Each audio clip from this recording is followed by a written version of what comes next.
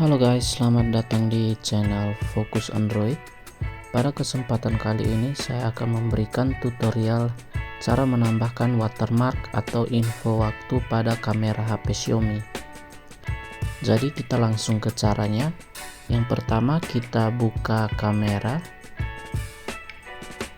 kemudian kita tekan simbol 3 garis pada bagian pojok kanan atas, kemudian kita tekan setelan, kemudian kita tekan watermark, kemudian kita hidupkan centang biru pada tambah info waktu di foto. Nah, setelah kita menghidupkan ini, maka kita berhasil menambahkan watermark info waktu pada kamera kita. Info tambahan di sini juga terdapat watermark perangkat, jadi kita bisa menambahkan watermark seperti tulisan-tulisan tertentu. Jadi kita bisa custom sendiri tulisan apa yang ingin kita tambahkan pada foto kita. Nah, jadi seperti itu.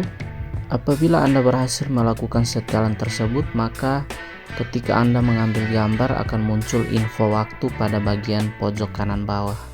Jadi cukup sekian cara menambah watermark atau info waktu pada kamera HP Xiaomi. Semoga tutorial ini bermanfaat. Kita jumpa lagi di video saya yang berikutnya.